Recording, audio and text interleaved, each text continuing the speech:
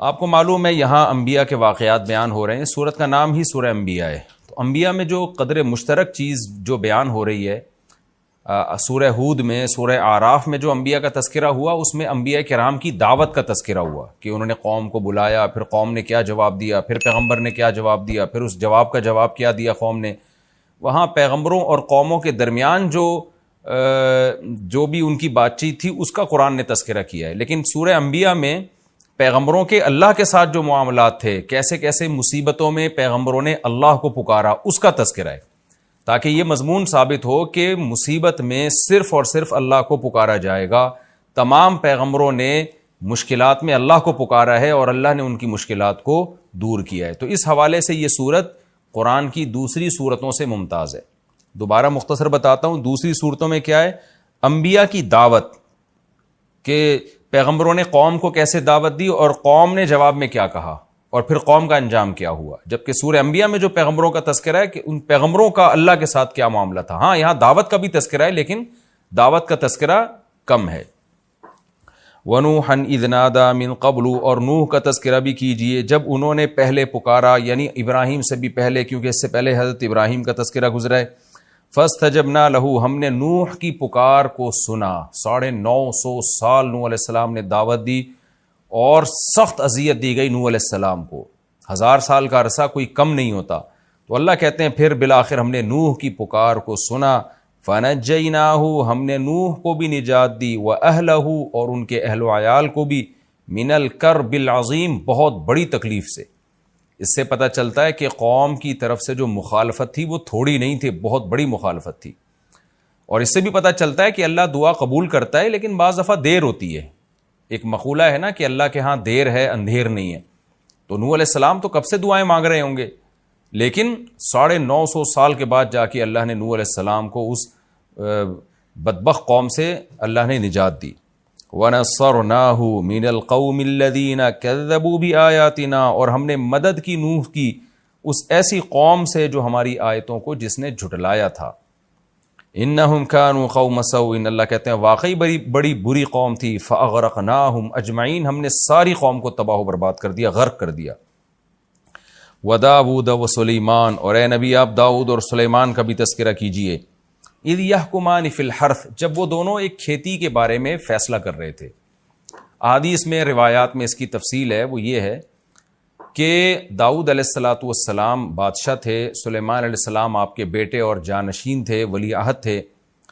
آپ کے پاس ایک کیس آیا کہ ایک بکریوں کا ریوڑ پورا گھس گیا ایک کھیت میں اور بہت نقصان پہنچایا اس نے کھیت کو. اب جو کھیت کا مالک تھا وہ کیس لے کر آ گیا داؤد علیہ السلام کے پاس کہ بھئی اس کی بکریاں میرے کھیت میں گھسی ہیں اور مجھے نقصان ہوا ہے تو میرے نقصان کی تلافی کی جائے. تو بکریوں کا مالک بھی پہنچ گیا. تو داؤد علیہ السلام نے قیاس کے مطابق فیصلہ کیا، سیدھا. وہ فیصلہ یہ تھا کہ بھئی بکریوں نے جتنا نقصان پہنچایا ہے، کیونکہ یہ غلطی بکریوں کے مالک کی ہے، اس کا کام تھا اپنے ریوڑ کی حفاظت کرنا، اس نے حفاظت نہیں کی، بکریوں نے گھس کے کھیت میں جو نقصان پہنچایا تو تمام کا تمام تاوان یہ بکریوں کا مالک بھرے گا. لیکن کمال کی بات یہ تھی کہ وہ تاوان اتنا زیادہ آ رہا تھا جو بکریوں کی ریوڑ کی قیمت کے برابر تھا. یعنی اتنا فصلوں کو نقصان ہو گیا تھا کہ اس فصل سے جو آمدن ہوتی وہ بکریوں کی قیمت کے برابر تھی.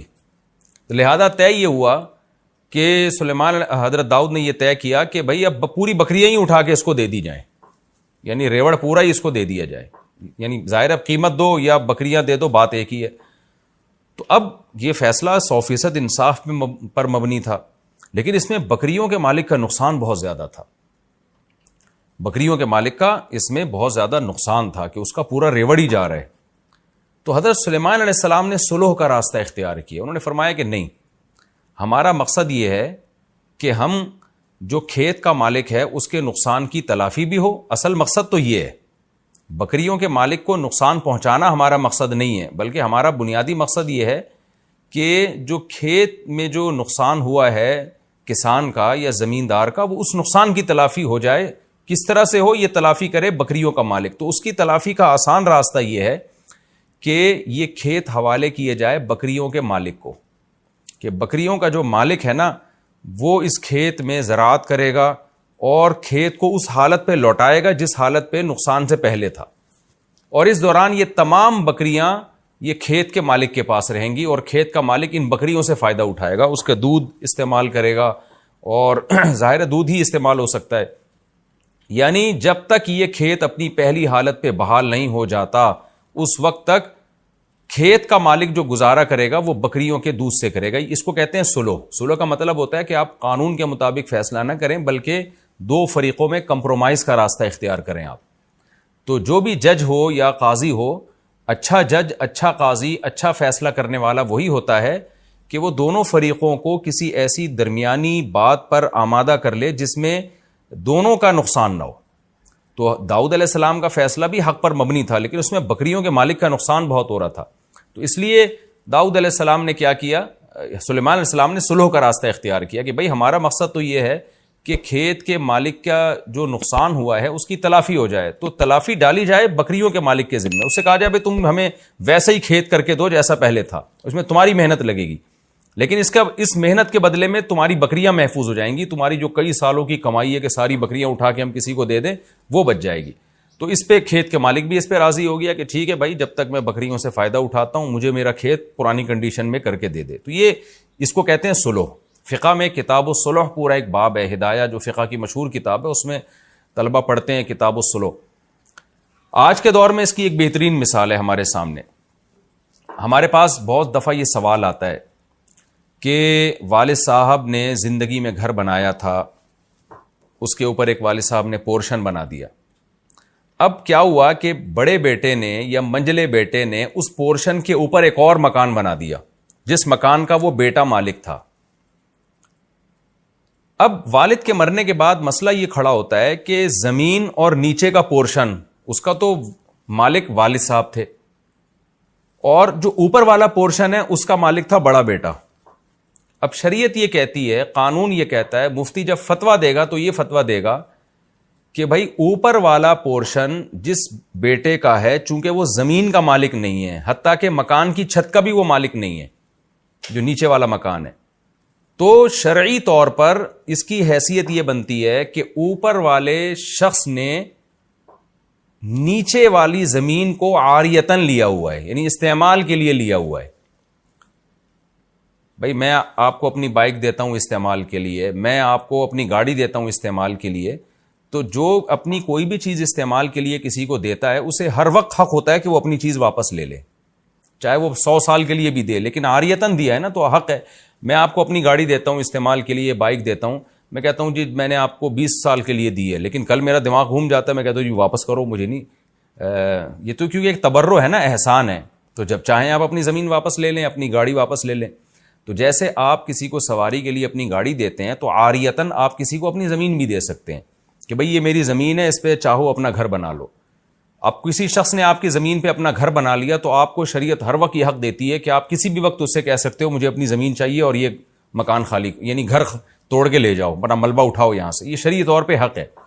تو جب بھی آپ کسی کے گھر پہ اپنا گھر بناتے ہیں تو خوب سمجھ لیں، جو نیچے کا جس کا پورشن ہے، جس کے پاس لینڈ ہے، جس کے پاس زمین ہے، اس کو یہ حق ہے کہ وہ کسی بھی ٹائم پہ آپ کو کہہ سکتا ہے کہ یہ مکان اوپر توڑ تاڑ کے لے جاؤ، میری زمین اور میری چھت مجھے خالی کر کے دو، یہ شرعی طور پر اس کو حق ہے۔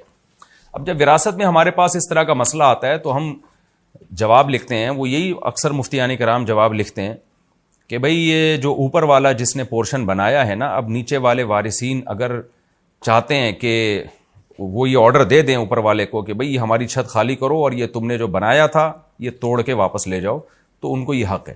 لیکن آپ کو پتہ ہے اس میں اوپر والے کا نقصان بہت ہے، اس نے لاکھوں روپے لگا کے ایک فلیٹ بنایا اور فتویٰ یہ دیا جا رہا ہے کہ جی توڑ کے لے جاؤ، تو پھر مفتی صلح کا راستہ یہ ایسی صورت میں اختیار کرتا ہے، جو ہم کرتے رہتے ہیں، لوگوں کو بتاتے رہتے ہیں کہ بھئی دیکھو، بجائے اس کے کہ آپ جس بھائی نے اوپر کا پورشن بنایا تھا اب اس کو توڑنے کا آرڈر دیا جائے گا، آرڈر دیں گے تو اس کو توڑنا پڑے گا، لیکن اس میں اس کا نقصان بہت ہے، تو ہم کوئی ایسی صورت اختیار کر لیتے ہیں جس میں اس کا بھی نقصان نہ ہو اور نیچے والوں کا بھی نقصان نہ ہو، تو اس میں پھر صلح کا راستہ اختیار کیا جاتا ہے۔ پھر یہ کہا جاتا ہے بھائی یہ دیکھا جائے کہ اوپر والے گھر اگر نہ ہوتا تو اس پورے مکان کی قیمت کیا ہوتی، اوپر والا گھر بننے کی وجہ سے اس پورشن کی قیمت کیا یعنی اس پورے مکان کی قیمت میں کتنا اضافہ ہوا ہے، تو آپ ایسا کریں کہ اوپر والے بھائی کو وہ قیمت دے کے وہ مکان اس سے لے لیں آپ، اور وہ وراثت میں اس کو شامل کر لیں. تو یہ بھی صلح کا راستہ ہے، اس میں نہ اوپر والے کو نقصان ہوا نہ نیچے والے کو نقصان ہوا، اور توڑنے میں تو سب کا نقصان ہے. تو بعض دفعہ شرعی قانون ایک طرف رہنمائی کر رہا ہوتا ہے، لیکن جو ماہر مفتی ہوتے ہیں یا ماہر قاضی ہوتے ہیں وہ صلح کا راستہ اختیار کرتے ہیں تاکہ دونوں فریقوں میں سے کسی کو بھی نقصان نہ ہو اور جو مقصد تھا نقصان سے بچانا وہ حاصل ہو جائے. تو یہ کتاب الصلح پورا ایک فقہ کے میں ایک پورا باب ہے، اور ہماری عدالتوں میں تو صلح کا کوئی سیٹ اپ ہے ہی نہیں. میرے پاس ایک دفعہ کیس آیا، مجھے یاد ہے کہ 2 شخص کا جھگڑا تھا، لاکھوں روپے کا ان کا مسئلہ چل رہا تھا. تو مجھے پتا تھا کہ اس میں جب ایک کے حق میں فیصلہ کیا جائے گا تو دوسرے کو بہت شدید نقصان ہوگا اس میں. تو وہاں اکثر ہم بھی صلح کا راستہ اختیار کرتے ہیں کہ بھئی کچھ دو کچھ لو کی پالیسی اختیار کر کے اس پھڈے کو ختم کرو. تو یہ راستہ ہمیں اختیار کرنا چاہیے. تو یہاں بھی اللہ تعالیٰ نے حضرت سلیمان علیہ السلام کی تعریف اس لیے کی کہ داؤد علیہ السلام نے جو فیصلہ کیا وہ بھی شریعت کے مطابق برحق فیصلہ تھا، لیکن سلیمان علیہ السلام نے کمپرومائز کا راستہ اختیار کیا کہ بھئی بکریوں کے مالک نے جان کر تو بکریاں نہیں بھیجی نا جنہوں نے کھیت تباہ کر دیا. تو ٹھیک ہے قانونی لحاظ سے تو ساری بکریاں اس کو دینی پڑیں گی کھیت کے مالک کو، لیکن اس میں بیچارے کا نقصان کتنا ہے. تو کیوں نہ ہم کوئی کمپرومائز والا راستہ اختیار کریں، اس کو بھی نقصان نہ ہو اور جو کھیت کا مالک ہے اس کے نقصان کی تلافی بھی ہو جائے. تو آج بھی بہت سے لوگوں کو نا بس وہ ٹو دا پوائنٹ بات کرنے کی عادت ہوتی ہے، اور وہ ایسے فیصلے کرتے ہیں کہ وہ سوسائٹی میں اس فیصلے کو لوگ قبول نہیں کرتے. تو جو حکمت پر مبنی لوگ ہوتے ہیں، جو حکیم ہوتے ہیں، حکمت والے ہوتے ہیں، وہ کوشش یہ کرتے ہیں کہ ایسا فیصلہ سنایا جائے جو دونوں کے لیے سوٹیبل ہو. تو قرآن نے یہی بتایا کہ وَدَاوُودَ وَسُلَیمان، اور داؤد اور سلیمان کا بھی تذکرہ کیجئے.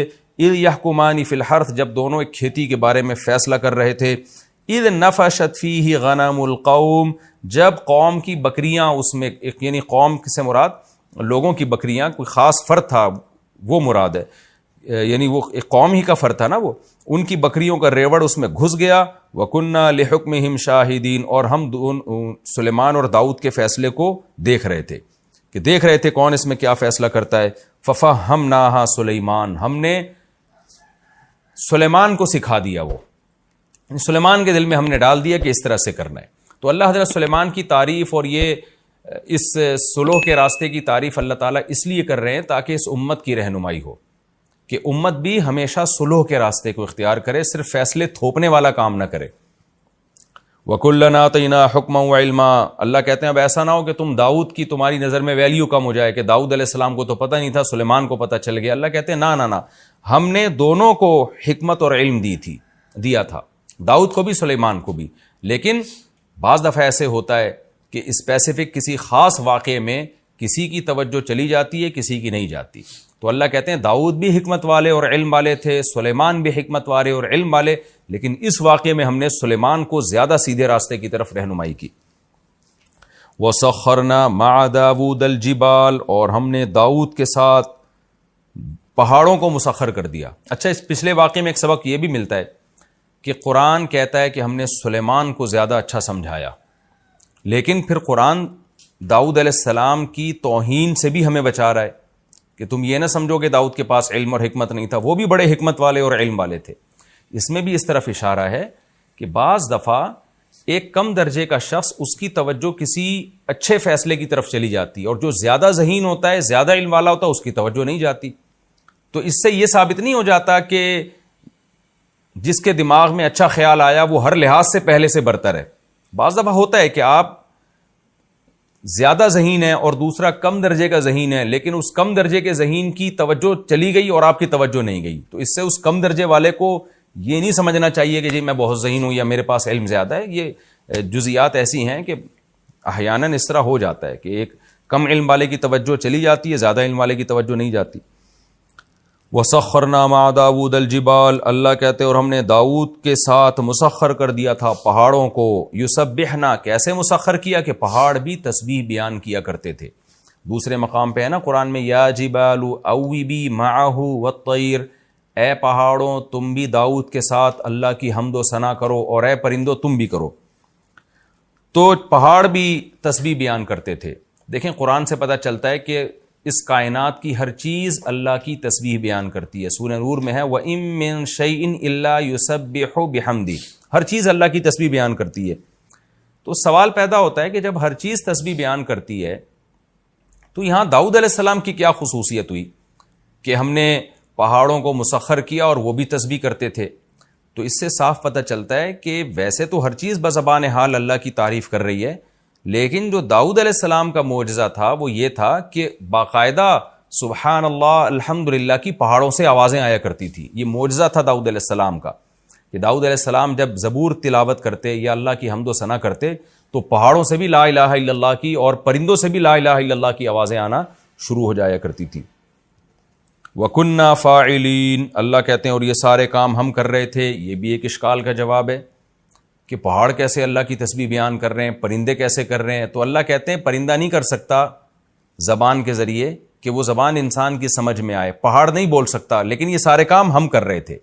اسی سے علماء نے استدلال کیا ہے کہ جتنے بھی معجزے پیغمبروں سے صادر ہوتے ہیں ان کا اصل فاعل اللہ ہوتا ہے، پیغمبر نہیں ہوتے. تو اس لیے اللہ کہہ رہے ہیں سارے کام میں کر رہا تھا، داؤد نہیں کر رہے تھے یہ سارے کام، کہ ان کے حکم پر پہاڑوں کا سے جو آواز آئی ہے تو یہ آواز ہم نے نکالی ہے پہاڑوں سے.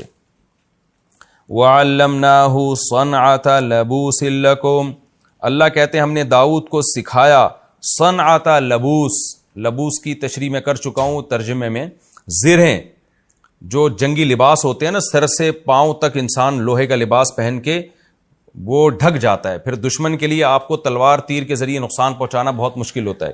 تو اللہ کہتے ہیں ہم نے اے لوگو تمہارے لیے، یعنی اے بنی اسرائیل یا اے اہل اسلام تمہارے لیے، تمہارے کا مطلب ان کا فائدہ ہم سب اٹھا رہے ہیں. جب زرہیں ایجاد ہو گئیں تو سب نے فائدہ اٹھایا اس کا. تمہارے لیے ہم نے یہ سب صنعت داؤد کو سکھائی. لِتُحْصِنَكُم مِّن بَأْسِكُم، تاکہ یہ زرہیں تمہیں تمہاری لڑائیوں میں محفوظ کریں. تو داؤد علیہ السلام کو اللہ نے زرہیں بنانا بھی سکھایا. فَهَلْ أَنْتُمْ شَاكِرُونَ، اللہ کہتے ہیں بتاؤ اب تم شکر ادا کرو گے. اس آیت سے ہی بھی پتہ چلتا ہے کہ دنیاوی علم کی بھی اللہ کی نظر میں بڑی ویلیو ہے. اب یہ زرہیں بنانا اور پہننا یہ جنگوں میں ڈیفنس کے کام آتی ہے یہ چیز. تو اللہ نے داؤد علیہ السلام کو یہ سب چیزیں سکھائیں تاکہ آپ جنگ میں اپنا دفاع مضبوطی سے کر سکیں. تو آج بہت سے لوگ افراط و تفرید کا شکار ہیں. کچھ لوگ دین کے علم کی ان کی نظر میں ویلیو ہی نہیں ہے، یہ ہمارا لبرل طبقہ ہے. اور کچھ لوگ صرف دین کے علم ہی کو علم مانتے ہیں، دنیا کے علم کو کوئی حیثیت ہی نہیں دیتے. یہ بھی غلو کا شکار ہیں. تو قرآن میں جہاں دین کے علم کی فضیلت ہے وہاں دنیاوی علم کی بھی فضیلت ہے. ظاہر ہے تو دنیا کا علم تھا نا، زرہیں بنانا اور جنگوں میں استعمال کرنا. تو جو بھی قوم اپنے ڈیفنس کے لیے محنت کرتی ہے، کوشش کرتی ہے، ٹیکنالوجی میں ترقی کرتی ہے، اس زمانے کی یہ ٹیکنالوجی ہی تھی. کیونکہ قرآن میں دوسرے مقام پر آتا ہے وَقَدِّرْ فِي السَّرْدِ، ہم نے لڑیاں جوڑنا سکھائیں داؤد علیہ السلام کو. کیونکہ یہ ایسے ہی دیسی طریقے سے نہیں ہوتا کہ جی ایک پلیٹ لا کے ادھر ویلڈنگ کر دی، ادھر ویلڈنگ کر کے آپ نے ایک خول چڑھا لی اپنے اوپر.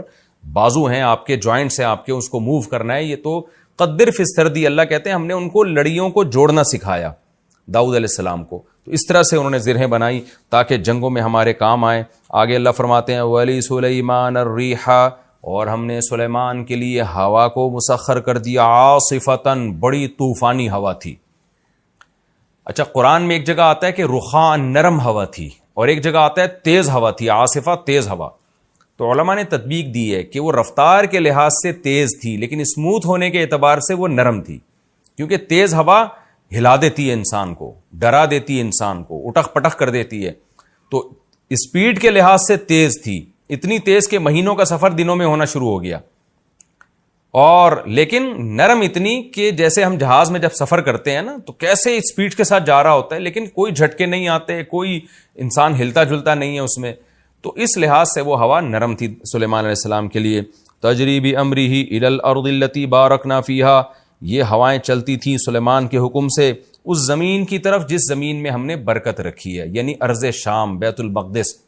سلیمان علیہ السلام کا مرکز اور داؤد علیہ السلام کا جو مرکز تھا خلافت کا وہ بیت المقدس تھا، فلسطین تھا.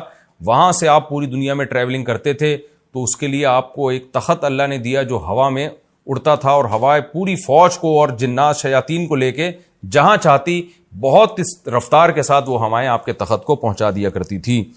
وَكُنَّا بِكُلِّ شَيْءٍ عَالِمِينَ، اور اللہ کہتے ہیں ان تمام چیزوں کو ہم جانتے تھے کہ ہم نے سلیمان کو کیا کیا نعمتیں دی ہیں اور کیوں دی ہیں. یہ سب چیزوں کا ہمیں علم تھا. یعنی جس کا علم کامل ہوتا ہے تو وہ کام وہ کرتا ہے جو حکمت پر مبنی کام ہوتے ہیں. تو یعنی ہمارے تمام کام حکمت پر مبنی کام تھے. وَمِنَ الشَّيَاطِينِ اللہ کہتے ہیں اور ہم نے سرکش جنات، شیطان کا اطلاق سرکش جناتوں پر ہوتا ہے. تو یہاں شیطان سے ابلیس مراد نہیں ہے بلکہ سرکش جنات ہم نے وہ بھی مسخر کر دیے سلیمان کے لیے. من وہ جنات تھے یغوصون لہ جو سلیمان کے لیے غوطے لگاتے. جیسے روایات میں اور قرآن میں ہے کہ سمندر کے اندر غوطے لگاتے. کیوں لگاتے؟ سمندر کے اندر سے نایاب موتی ہیرے جواہرات نکالتے تاکہ سلیمان علیہ السلام کی معیشت اس سے مضبوط ہو. یہ بھی اگر آپ دیکھیں کہ معدنیات کا کسی ملک میں نکلنا اس ملک کی معاشی ترقی کے لیے بہت مفید ہے. اس کا ثبوت قرآن سے بھی ہے. تو سلیمان علیہ السلام کی حکومت کو اللہ مضبوط کرنے کے لیے کیا اللہ نے کیا کہ جنات کو آپ کے تابع کر دیا. وہ سمندر کی تہ میں جا کے ہیرے جواہرات نکالتے. اس سے بھی پتہ چلتا ہے کہ دنیاوی اسباب اختیار کرنا یہ نہ توکل کے خلاف ہے نہ شریعت کے خلاف ہے. ورنہ سلیمان علیہ السلام کو کیا ضرورت تھی کہ سمندروں میں غوطے لگوا کے وہاں سے ہیرے جواہرات نکالیں، موتی نکالیں. وہ کہتے بھائی ہم دنیا دار لوگ تھوڑی، ہم تو بس اللہ اللہ کریں گے اور جو کرنا ہوگا اللہ نے خود کرے گا، اللہ خود کرے گا. ہمیں ہیرے جواہرات اور اتنا عالی شان تخت بنانے کی کیا ضرورت ہے.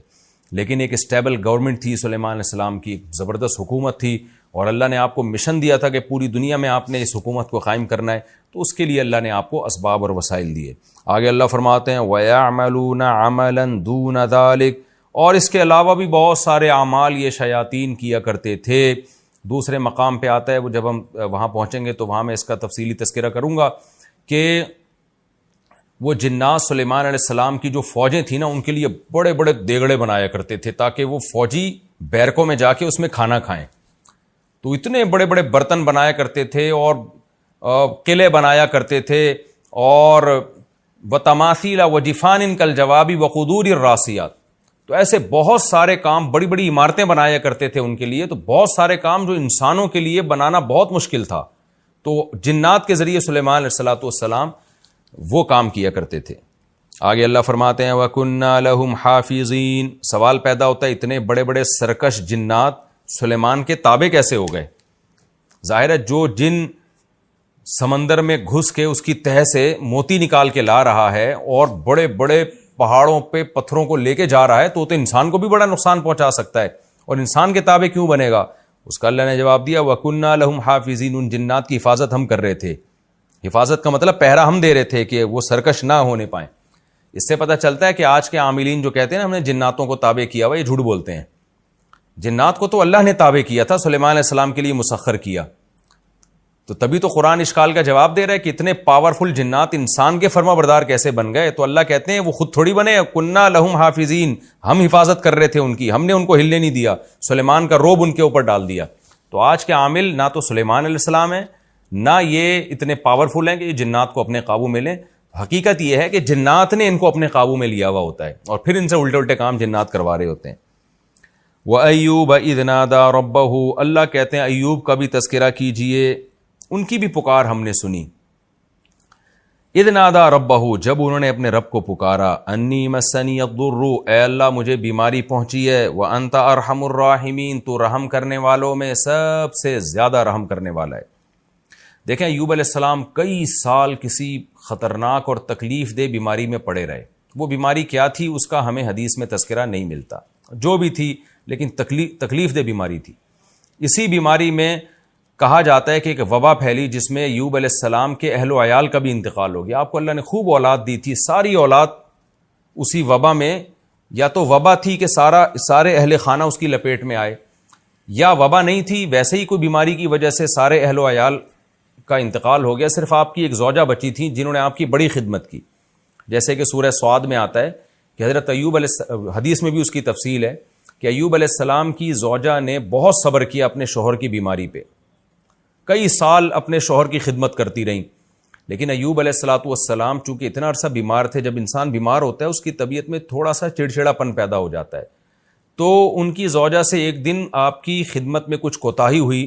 حضرت ایوب علیہ السلام کو غصہ آیا، آپ نے فرمایا میں ٹھیک ہو گیا تو تجھے 100 کوڑے ماروں گا میں.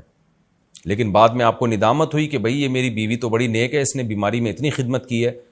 جب ٹھیک ہو گئے نا تو اب پریشان کہ اللہ میں تو اپنی قسم اور پیغمبر قسم کے بھی کبھی بڑا خیال کرتے ہیں. کہ میں کیسے اس خدمت گزار بیوی کو جو ہے 100 کوڑے ماروں. اب اپنی قسم کو دیکھتے اور اپنی بیوی کو دیکھتے تو اللہ نے آپ کو ہیلا بتایا. وَخُذْ بِيَدِكَ ضِغْثًا فَاضْرِب بِهِ وَلَا تَحْنَثْ. اے ایوب تو اپنی زبان کی بھی لاج رکھ, قسم بھی پوری کر لے. اور ہم قسم پوری کرنے کا طریقہ بتاتے ہیں کہ ایک جھاڑو لے جس میں 100 تنکے ہوں, ایک ہی دفعہ بیگم کو مار دے بس. تو بیگم کو بھی پتا ہو کہ بھئی اللہ نے ہیلا بتایا تاکہ قسم میں بری ہو جائیں. تو ایوب علیہ السلام نے ایسا ہی کیا. تو اللہ نے حضرت ایوب علیہ السلام کی زوجہ کی بھی رعایت کی اور ایوب علیہ السلام کی بھی رعایت کی. باقی سارا خاندان حضرت ایوب علیہ السلام کا وفات پا گیا. تو آپ کو تنہائی محسوس ہوتی تھی, لیکن اس طویل بیماری میں اور ان تنہائی کے ایام میں اولاد جب آپ سے چھین لی گئی, سب کی موت واقع ہو گئی, تو ایوب علیہ السلام صبر کرتے رہے. تو قرآن نے ایوب علیہ السلام کے بارے میں فرمایا انا وجدناہ صابرا, ہم نے بڑا صبر والا پایا. آج تھوڑی سی پریشانی آتی ہے, خودکشی کی باتیں, منہ سے غلط باتیں. ایوب علیہ السلام کی ساری اولاد کا انتقال ہو گیا اور تنہا ہو گئے, صرف ایک زوجہ بچی تھی جو خدمت کرتی تھی اور طویل عرصہ بیماری میں. تو قرآن کہتا ہے پھر ایوب نے ہمیں پکارا انی مسنی الضر, اے اللہ مجھے بہت مصیبت پہنچ چکی ہے. یعنی پیغمبر کا بھی صبر ایک انتہا کو پہنچتا ہے اور اللہ بھی اتنا آزماتا ہے. اے اللہ میں بہت مشکل میں ہوں. وَأَنْتَ أَرْحَمُ الرَّاحِمِينَ, تو رحم کرنے والوں میں سب سے زیادہ رحم کرنے والا, یعنی تو مجھ پہ ترس کھا. دیکھیں دعائیں تو ایوب علیہ السلام اس وقت سے ہی مانگ رہے ہوں گے نا جب سے بیمار ہیں. پیغمبر تو دعائیں مانگنے میں بخل تھوڑی کرتے ہیں, لیکن یہ وہ دعا ہے جو بہت ہی عاجزی کے ساتھ نکلی. مسنی الضر, بیماری کا لفظ نہیں کہا کہ مجھے بیماری پہنچی ہے, مطلب مصیبت پہنچی ہے مجھے بہت زیادہ اور تو مجھ پر رحم کر. تو اللہ کہتے ہیں فاستجبنا لہ, ہم نے ان کی دعا کو قبول کیا.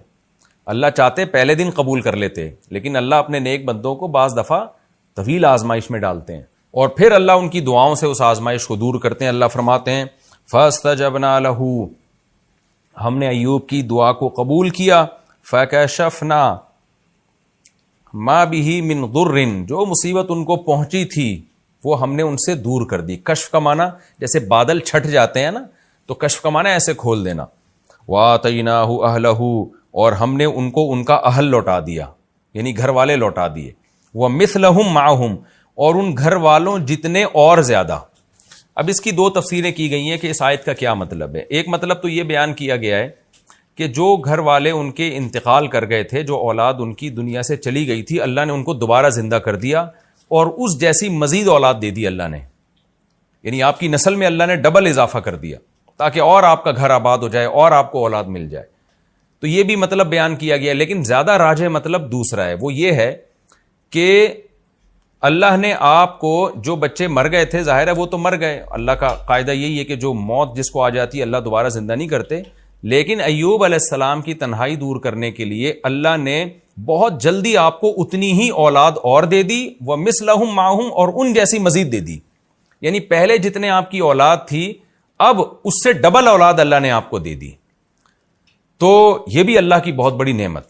تو اس سے بھی آپ اندازہ لگائیں تو کہ اللہ تعالیٰ تو خاندان کے بڑے ہونے کو بہت بڑی نعمت قرار دے رہا ہے, اولاد کے دگنے ہونے کو اور زیادہ اولاد ہونے کو اتنی بڑی نعمت قرار دے رہا ہے کہ ایوب علیہ السلام کی اللہ نے ایسے پکار سنی کہ ان کے اہل چھین لیے تو اللہ نے اور زیادہ اولاد آپ کو دے دی. اور آج فیملی پلاننگ والے کیسا دماغ خراب کیا ہوا انسانوں کا, اور ہمارے پڑھا لکھا طبقہ کیسا فطرت کا باغی ہو گیا اور ان نعروں سے کتنا متاثر ہے, اور اپنے گھروں کو ان لوگوں نے نسل روک کے کیسا بے رونق کر دیا ہے. میں بار بار جب جاتا ہوں نا مالداروں کے گھروں میں, جب بھی میں جاتا ہوں مالداروں کے گھروں میں اور بڑے بڑے بنگلے دیکھتا ہوں اور دیکھتا ہوں ان کے ایک آدھ سے زیادہ بچہ نہیں ہے, تو مجھے بار بار یہ آیت یاد آتی ہے, نسوا اللہ فانساہم انفسہم, یہ اللہ کو بھول گئے, اللہ نے ان کو اپنے فائدے کی چیزیں بھلا دی. تو ان کے گھروں کی رونقیں ختم ہو گئی, محبتیں ختم ہو گئی, نسل روک روک کے. بس ایک ہی چیز دماغ میں خناس بھر گیا ہے کہ پیسہ پیسہ پیسہ پیسہ پیسہ, نسل روکو تاکہ پیسہ بچاؤ ورنہ بھوکے مر جائیں گے. تو اس کا عذاب ان کے اوپر یہ آیا ہے کہ نہ ان کے داماد ہوتے ہیں, نہ ان کی بہویں ہوتی ہیں, نہ بڑھاپے میں ان کے پوتے نواسے ہوتے ہیں, بس ایک آدھ بچہ اور ہزار ہزار گز کے بنگلے اور دیواریں ان کو کھا رہی ہوتی ہیں. تو یہ اللہ نے کتنا بڑا فضل کیا کہ ہمیں اسلام کی نعمت دی اور ہمیں ہدایت دے دی تاکہ ہم ان مغرب کے ان زہریلے نعروں سے متاثر نہ ہو. یہ بڑے زہریلے نعرے ہیں جو بڑے میٹھے شیرے میں رکھ کے نا لالی پاپ ہمیں دی جا رہی ہے. اور یہ بتایا جا رہا ہے کہ یہ تمہارے فائدے کی چیزیں، حقیقت میں اس سے آپ کا خاندان تباہ ہو رہا ہے، آپ کی محبتیں تباہ ہو رہی ہیں. تو ایوب علیہ السلام کے پر اللہ نے کتنا بڑا احسان کیا. اللہ کہتے ہیں ہم نے مزید اولاد بھی دی اور اس سے جتنی تھی اس کا ڈبل کر کے دے دی ہم نے اولاد. آگے اللہ فرماتے ہیں وَآتَيْنَاهُ أَهْلَهُ وَمِثْلَهُمْ مَعَهُمْ رَحْمَةً مِّنْ عِنْدِنَا. یہ سب کام ہم نے اس لیے کہ اپنی طرف سے رحمت کرتے ہوئے، کیونکہ ایوب نے کہا تھا اے اللہ تو ارحم الراحمین ہے. تو ایک عام شخص جب رحم کرتا ہے تو زیادہ وہ رحم یہ کرتا ہے کہ تکلیف دور کر دے گا آپ کو، لیکن اللہ جب رحم کرتا ہے تو صرف تکلیف دور نہیں کرتا بلکہ اس مزید نعمتیں دے کے اس کی تلافی بھی کر دیتا ہے. آگے اللہ فرماتے ہیں ہم نے یہ رحمت کے لیے کیا. وَذِكْرَى لِلْعَابِدِينَ. اور جو ہمارے عبادت کرنے والے، غلامی کرنے والے لوگ ہیں ان کی نصیحت کے لیے ہم نے یہ کام کیا. ذکرہ کا معنی نصیحت، تاکہ ایوب علیہ السلام کا واقعہ جب وہ پڑھیں تو جو ہمارے عبادت گزار فرمانبردار لوگ ہیں انہیں نصیحت ہو جائے کہ دیکھو خدا آزماتا ہے، اگر اس آزمائش میں آپ نے صبر کیا تو کیسی نعمتیں اللہ نیک لوگوں کو دیتا ہے، تاکہ ان کو ہمیشہ کے لیے نصیحت ہو جائے. آگے اللہ فرماتے ہیں وَإِسْمَاعِيلَ وَإِدْرِيسَ وَذَا الْكِفْلِ. اور آپ اسماعیل، ادریس اور ذوالکفل کا بھی تذکرہ کیجیے. حضرت ذوالکفل کے بارے میں صحیح احادیث میں ہمیں زیادہ معلومات نہیں ملتی، بس اتنا ہے کہ قرآن کے سیاق و سباق سے پتہ چلتا ہے کہ یہ بھی کوئی پیغمبر تھے. کل من الصابرین. اللہ فرماتے ہیں سب صبر کرنے والے تھے. اسماعیل علیہ السلام کا صبر تو مشہور ہے کہ کیسے ان کی گردن پہ چھری رکھی، انہوں نے کہا صبر کروں گا میں. ادریس علیہ السلام بھی صبر والے پیغمبر تھے، اس کی تفصیل ہمیں نہیں ملتی احادیث اور قرآن میں. اور ذوالکفل بھی صبر والے پیغمبر تھے، کیا صبر کیا ہمیں نہیں ملتا، لیکن اتنی بات ہے کہ ان سب نے صبر کیا. اللہ فرماتے ہیں کل من الصابرین. یہ سب صبر کرنے والے لوگ تھے. وَأَدْخَلْنَاهُمْ فِي رَحْمَتِنَا. ان سب کو ہم نے اپنی رحمت میں داخل کیا. إِنَّهُمْ مِنَ الصَّالِحِينَ. یہ سب کے سب نیک لوگوں میں سے تھے. وَذَنُّونِ. اچھا اللہ حضرت یونس کا تذکرہ ان سے الگ کر رہے ہیں کیونکہ ان سے ایک ایسا کام ہوا جو بظاہر بے صبری کا تھا، اس لیے اللہ نے ان کا الگ تذکرہ کیا. وہ کیا تذکرہ ہے کہ یونس علیہ السلام جب اپنی قوم کی تبلیغ کرتے کرتے تھک گئے اور ان کو لگا کہ اب اس قوم پر اللہ کا عذاب آئے گا تو کہیں میں بھی عذاب میں نہ پکڑا جاؤں، تو حضرت یونس علیہ السلام اللہ سے پرمیشن لیے بغیر قوم کو چھوڑ کے چلے گئے. اللہ تعالیٰ کو اس بات پہ ناراضی ہوئی کہ میرے پیغمبر نے مجھ سے پوچھے بغیر قوم کو کیوں چھوڑ دیا، کیونکہ اللہ کے علم میں یہ بات تھی کہ جب اس قوم پر عذاب آنے لگے گا نا تو یہ عام قوموں کی طرح اترائے گی نہیں. دیکھیں قوم عاد، قوم سمود اور دوسری قوموں پہ جب عذاب آیا تو عذاب دیکھ کے بھی مذاق اڑاتے تھے. وہ ہاذا عارض ممطرنا، پیغمبر نے کہا کہ بھئی یہ بادل آ رہے ہیں پتھر برسیں گے، تو انہوں نے کہا نہیں بادل جب آتے ہیں بارش برستی ہے، پتھر نہیں برستے. پھر پیغمبر کہہ رہے ہیں کہ یہ وہ عذاب ہے جس کی تم جلدی کرتے تھے، تو پھر بھی قوم عاد اور قوم سمود کو عبرت نہیں ہوئی. لیکن یونس علیہ السلام کی قوم وہ خوش قسمت قوم تھی کہ جب انہوں نے عذاب آتا دیکھا نا بادل تو وہ ڈر گئے. ان کو لگا کہ بھئی یہ خدا کا عذاب ہے. یونس علیہ السلام نے کہا تھا اور وہ ہم علاقہ بھی چھوڑ کے چلے گئے، اب تو واقعی عذاب آ رہا ہے. تو فوراً وہ توبہ کرنے لگے، پوری قوم گڑ گڑانے لگی. تو اللہ کے علم میں چونکہ یہ بات پہلے سے تھی کہ یہ قوم ہدایت پا جائے گی، ایمان لے آئے گی، تو اس لیے اللہ تعالیٰ کو یونس علیہ السلام کا قوم کو ایسے چھوڑ کے جانا پسند نہیں آیا. لیکن یونس علیہ السلام کا مقصد خدا کی نافرمانی نہیں تھی. یونس علیہ السلام پر اللہ کے خوف کا غلبہ تھا، اللہ کی خشیت کا غلبہ تھا. حالانکہ آپ کو پتا تھا کہ اللہ پیغمبروں کو عذاب نہیں دیتا، لیکن اللہ کا خوف، اللہ کا جلال، اللہ کا عذاب ایسی چیز ہے کہ پیغمبر، جیسے حدیث میں آتا ہے نا جب ذرا سی بارش تیز یعنی بادل آتے، ہوائیں چلتی، ہمارے نبی پر ایک خوف طاری ہو جایا کرتا تھا. تو یونس علیہ السلام کا بھی معاملہ ایسے ہوا. وَذَنُّونِ. اللہ فرماتے ہیں نون والے مچھلی والے کا بھی تذکرہ کریں. اذ ذهب مغاضبا. جب وہ غضبناک ہو کے گیا، کس سے غضبناک ہوا؟ قوم سے. فظن. اور وہ یہ سمجھ بیٹھا اللہ نقدر علیہ کہ ہمیں یونس پر قدرت ہی نہیں ہے. دیکھیں یہ قرآن کی بلاغت ہے. یہاں لفظی ترجمہ تو یہ ہوگا کہ یونس یہ سمجھے کہ ہمیں اللہ کو ان پر قدرت ہی نہیں ہے، حالانکہ پیغمبر یہ سمجھ ہی نہیں سکتے نا. تو یہ بلاغت ہے.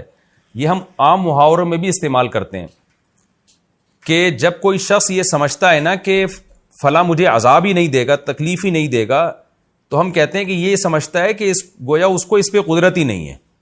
تو اس سے مقصد یہ نہیں ہوتا کہ قدرت نہیں ہے، مقصد یہ ہوتا ہے جس کو قدرت ہوتی ہے تو وہ سزا بھی دیتا ہے، تو جس کو قدرت نہیں ہوتی وہ سزا نہیں دیتا. تو اصل مقصد قرآن کے بیان کرنے کا یہ ہے کہ یونس علیہ السلام یہ سمجھے کہ اللہ آپ کو اس غلطی پہ، اس مسٹیک پہ سزا نہیں دے گا، تو اس کو قرآن نے بلاغتاً یوں تعبیر کیا کہ یونس یہ سمجھے کہ اللہ کو آپ پر قدرت ہی نہیں ہے. تو یہ بلاغت ہے.